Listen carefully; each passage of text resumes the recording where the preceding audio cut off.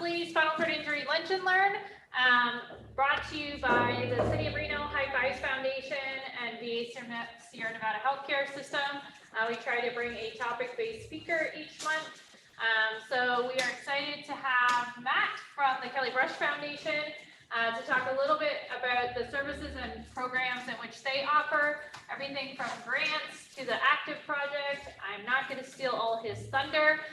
So with that, we will turn it over to Matt and Kelly Brush Foundation. Awesome. Thanks so much, April. Right on. Well, this is Kelly Brush Foundation's active project, little presentation I've got for you all. Just to give you an idea of who I am, my name is Matthew Tilford. I have worked within the disability community for about 15 years, since I was in high school, actually. I worked at a company that installed hand controls and van lifts, all that kind of stuff before I was paralyzed. So I was introduced to the adaptive community or the disability community there, and then I was injured at the age of 18. And I have a T12 spinal cord injury, and have just continued to stay within the disability community career-wise. So I'm the former director of programs for Society of Disabilities. It's a nonprofit that does adaptive sports out of California in the Central Valley area. Former president of the United Spinal Association in San Francisco. I've worked with medical supplies, sales, and operations. I've been all over the place. But all while doing that, I like to ride bikes, ski on snow and water, and play outside. So I'm also part of the community in the adaptive recreation side as well. So Kelly Brush Foundation, we are an organization based out of Burlington, Vermont. Kelly Brush is our founder. She was injured in a ski race accident while she was in college, sustaining a spinal cord injury. And her college team wanted her to continue to be active, and they helped with a charity bike ride fundraiser to help her buy a ski and a bike. And that charity fundraiser just kind of kept going on and on. And you know, Kelly knew the importance of being active after her accident, and she also noticed that it's really expensive. Equipment is really expensive, so she wanted to help others in the same situation be active.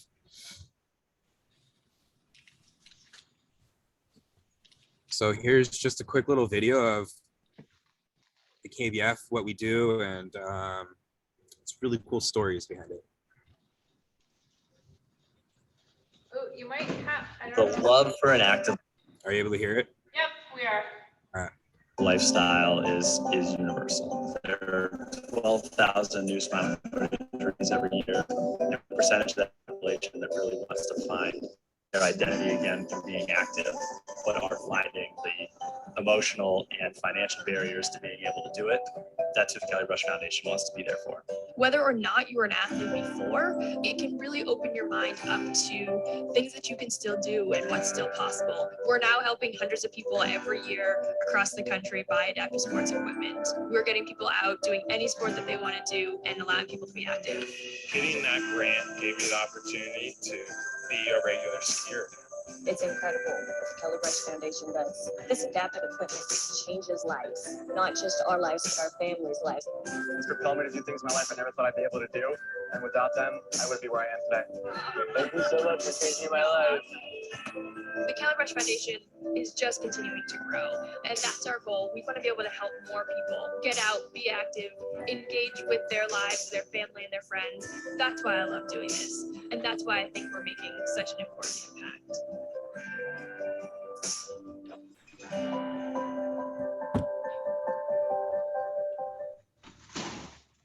Right on. So that just a little video of some of the people we've helped get active again, and that's really all we want to do. Is we would just want to help people live the most active lives they can live,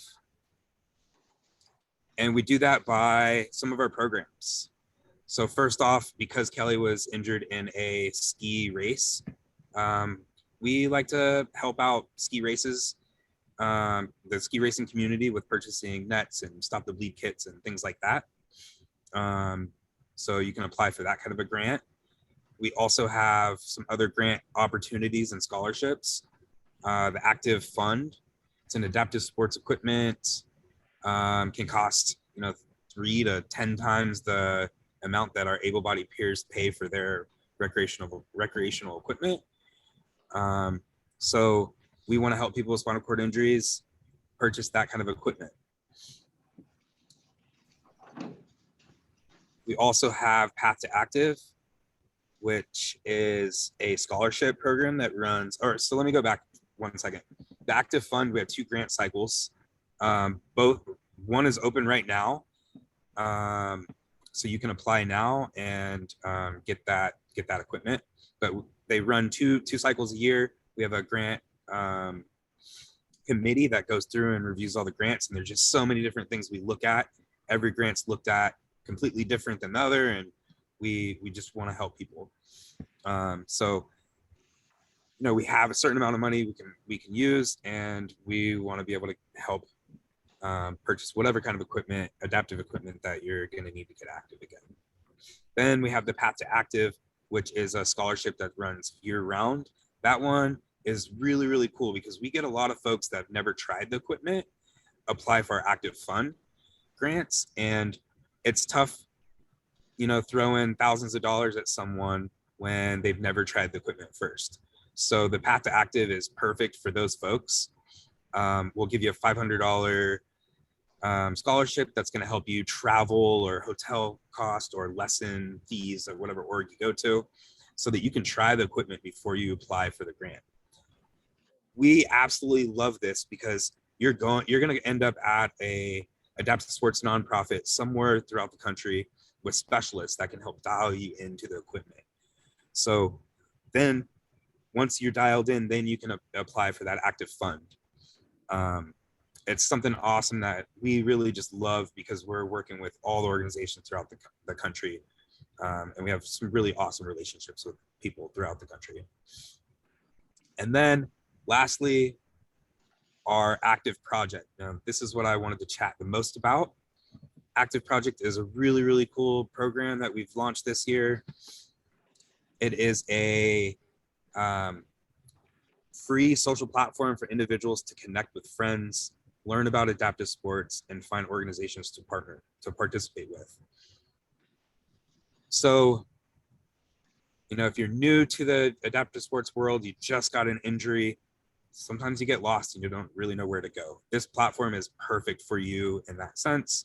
And also folks that like me that have been injured for 15 plus years, I still get on the Active Project to find friends throughout the country, just to learn about different sports. So no matter if you're a new injury or if you've been in the SCI world for a long time, this is something that's going to benefit you. Now, give me 1 sec. I am going to pull up Active Project.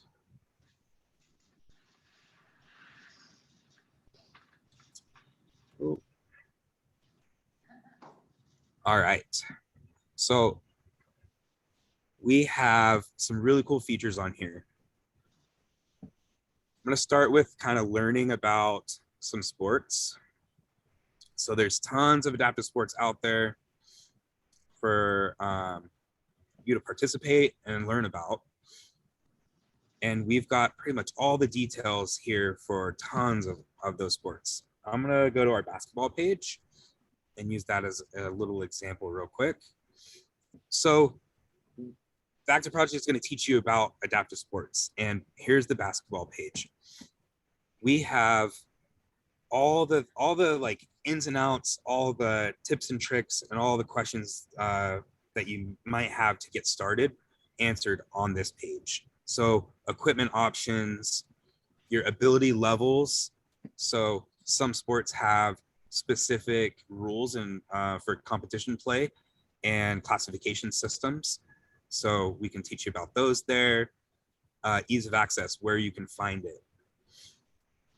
So all of the adaptive sports kind of equipment that's related to basketball is going to be on this page as well, from general sports chairs to basketball chair, like more recreational side, and then like pro competition chairs. And then one of my favorite parts is our instructional videos. This is something that, you know, depending on what kind of a learner you are, some people like being able to watch, and they're really short clips that just give you tips and tricks on, you know, what you're gonna need to know about basketball, wheelchair basketball, all from basics to transfers for people at different ability levels, transferring into chairs, tips and tricks on how to tilt, how are you going to bounce your ball, recovering from a fall. And then we can get into classification systems, rules, back to some equipment. So it tells you a little bit different about what kind of a chair you would need for your ability level, and then wrapping it up with how to transport your equipment. So that's just one of the features of the active project, which is how to learn about, you know, different adaptive sports out there. And then we also have this really awesome map. Now this map is going to be key to finding friends and organizations throughout the country.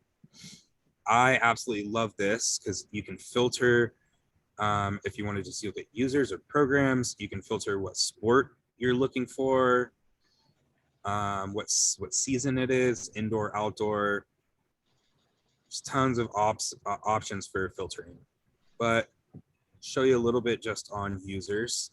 Right now we have over 1,000 users on the platform, and let's see here. I'll show you my profile. So this is what it is. You can key in what area you're looking to find folks, and pull up my profile. When you sign up, you can create your own profile and add what you want and what you don't want. I've added my about, I've added my ways to connect with me, and then what sports I'm interested in, and what's like interested in trying, and what sports I already participate in. And those are some of those filterable things. So you can look up Salt Lake City, mountain biking, and I would pop up on that map. So another really awesome tool to use is programs. So organizations throughout the country.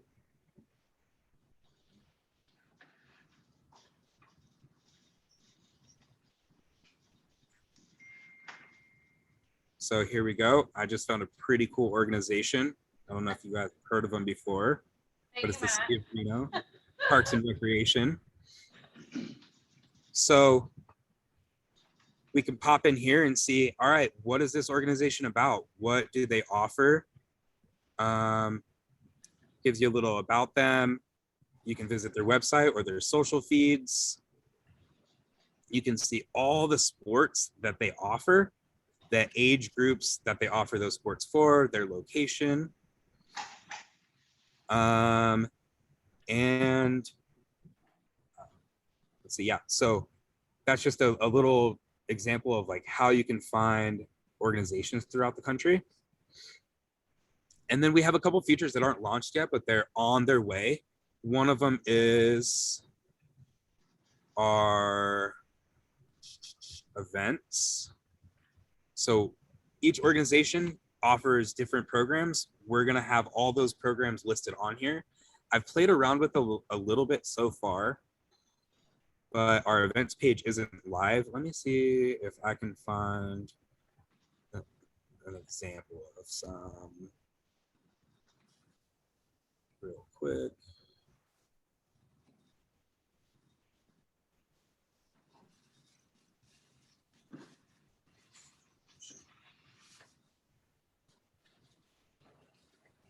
So here's an example. It's showing on the map one of the events. This is something that we're playing around with, but you can key in what event you're looking for. Wasatch Adaptive Sports does a cycling all ladies ride. So here's the event here. It tells you what it is. We'll tell you the dates that this program is offered, what location they're at, and what age groups. And then here's some of the other events that Wasatch Adaptive Sports offers. They do some weekly kayaking, cycling, and mountain biking. So that would be on Wasatch Adaptive's page as well. Let's see here. Let's go back over to them. Not working. All right, that's all right. So that just gives you a little example of our events page. And then another thing that I'm really excited to get going is our forums, which isn't launched in our equipment classified. Forums are going to be areas where you can reach out to people in the community to ask questions about certain sports or events going on. And then our classified page, which I'm stoked for, is going to be where you've got old equipment, you don't know what to do with it. You want to get new equipment and you're going to apply for a grant. You can always post your old equipment and try to sell it. Or even just offer it up to someone. I'm huge on that. I'm not necessarily trying to make too much money off my old equipment. I'd rather help somebody new get into the adaptive sports world, either by donating it to an individual or an adaptive sports organization so that they can use it to introduce new folks to the sports. And then we also have all of our grant opportunities posted. So that Path to Active Scholarship gives you a little bit more details, Active Fund, and then here's some other great organizations that offer adaptive sports stuff too. High Fives Foundation, which is your guys' local org that do awesome, amazing stuff. We wanted to share their information. Challenge Athletes Foundation, and the Victoria's Victory Foundation. I'm working on a per state because there's so many other great grant opportunities out there. Per state kind of a system or regionally. So we're going to have tons of other information about grants on the active project as well. That's pretty much it. I am here to answer any questions anyone has about the active project. But yeah, so we offer grants. That's Kelly Brush. We offer grants. We have the active project, which helps people get introduced to sports and find friends in the adaptive sports world. Matt, could I ask a question about the Path to Active? Yeah. So are those funds provided to the individual? My question is, we do an adaptive equipment rental program, which I think would be a great way for folks to try out equipment. In the past, we've had like a balance put on that individual's account with the organization, and then they can draw from that in order to rent. Or is that funding going, is the funding going to the organization that they're trying to demo or take a lesson, or is it going to the individual and it's at their discretion then to, utilize it for trying adaptive sports? Yeah, and I don't want to put Amy on the spot, but she's here and she wants to jump in. She can, but it's a reimbursement. But Amy, if you want to jump in, go for it. Yeah, our Path to Active is usually a reimbursement, but we do like to pay program fees directly whenever we can. So if someone is using the Path to Active scholarship, we'll reimburse travel directly. So let's say they have to travel to the mountain or travel to the program, we'll reimburse that gas or hotel, but we can pay program fees directly if the program sends us an invoice. So it's really either or, but we'd like to pay program fees directly as much as we can. So potentially the idea of being able to put like a balance on account so that they could then rent from our program would be something you guys would do. I don't know necessarily about a balance. Feel free to email me at grants@kellybrushfoundation.org so we can talk about logistics, because it'd be cool to connect about connect how we can help support you guys here. But and we do an invoice. So let's say you would invoice us for the $500, and then if that's that, then they could access those rentals, or if you had stacked up a tab and then at the end of the season sent us the invoice for that, something like that, we could totally talk about how that could actually work in action, because I love that idea. Awesome, great, thank you. Thank you, Amy. Questions? Matt, my name is Gary. Sorry I missed the beginning of your presentation. I just kind of wanted to find out, maybe you already explained it, what the, timeline from a brand new injury individual that wants to get into active sports to actually get active equipment or equipment adaptive equipment to participate in those sports. So let's say like basketball, for example, let's just use that. Yeah, so that one really depends on the medical staff. You know, how bad your injury was and how much healing time you need. I went to Shriners in Sacramento after my injury, and I was told I can't really do anything physical for a year after my injury. But I know that it's all depending on the injury, and the U of U here in Utah and Salt Lake is, and the Nielsen rehab, they're doing some studies on getting folks active right after an accident. So if they can be physically active, cleared by the doctors, they're putting folks on bikes and getting them out road biking and mountain biking pretty soon. Now, then, you know, getting the equipment. So once you go out and participate, you find an organization to play some basketball with. They help you dial into what chair you're going to need. You can get something pretty quick. It depends on how fast the company that builds the chair gets it to you as well, or if you're waiting for a grant. There's just so many different avenues and different things going on that can make it really short or make it really long. One thing you do want to pay attention to after an accident is you're gonna lose some muscle mass in your legs for the most part, especially if you're a complete injury. And if you get measured for a piece of equipment right after your injury, that equipment may not fit you, 12 months down the road. Our bodies are going to change a little bit after a spinal cord injury. So always have that in mind as well. Matt, is there any stipulations on your grant program, however, like as far as need to be injured for an X period of time in order to apply for adaptive equipment, or no? Nope. It's as long as you complete the grant, you've tried the equipment before. It's always nice to have a recommendation letter from whatever adaptive sports org you're working with, just so they can, clarify that this is the right equipment for you. But our grants team is pretty awesome, and they will reach out if there's anything that looks, funny or that like we should really pay attention to. They're going to reach out and talk with the person who applied for the grant. And Matt, Gary, again, I got a question regarding, your grant system.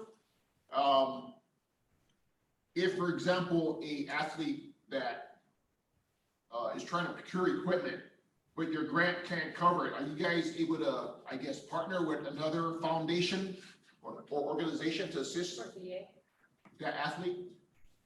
Yeah, we've seen that before. We've seen some folks stack grants. It happens. Especially if it's a mountain bike, and we can't fund the whole amount, and you can't pick up the rest of the funds. I don't see why it would be a problem stacking some grants. That is another thing that we have to communicate with, so that we can make sure that it's in the right cycle. But yeah, we encourage stacking grants. We want it. We want to help people get active as much as possible. Regarding applying for your grant, sorry, got another question. Regarding applying, do you guys have a window that you guys only take grants? Or is it year round? We do. So our grant cycle that's open right now opened on the 7th of July. And Amy might be able to help me here. What's the September 13th. September 13th is the deadline to get your grant in. And then what's your other cycle, Matt? You said you had 2 cycles? Yep, so there are 2 cycles of that grant, and the dates on that are to be announced. We don't have the second cycle, or we only announce one cycle at a time for dates. And then that Path to Active Scholarship, that's year round, so anyone can apply for that at any time. Matt, could I ask a question about kind of growing the user network side of Active Project? Is there marketing materials or things that we can share to help kind of grow You know, obviously you're working with organizations to grow the organization side, but I think it's only going to be as effective as getting users on there too. Is there stuff that we could put in our newsletters or hand out, or things that Kelly Brush could provide to kind of help grow the user end of the active project? Yeah, of course, I can send you some stuff. Yeah, like you said, we have been growing the organization side, and we're growing the user side. That's what we're doing here today, teaching people, you know, how it can benefit them. I've been going to expos and different conferences and things like that to try to get more users. But if we can get organizations to not only participate on the organization side, but to help push users, it's going to help our community so much. So yes, I'll send you some information. Thank you. Are there any other questions before we? All right. You used up all my questions. Gary's used up all his questions. So I want to thank Matt and the Kelly Brush Foundation for taking the time today to share about their programs and services. Hopefully you connect with them either by applying for a grant or utilizing the active project. And again, thank you for your time today. Awesome. Thanks, y'all. Bye.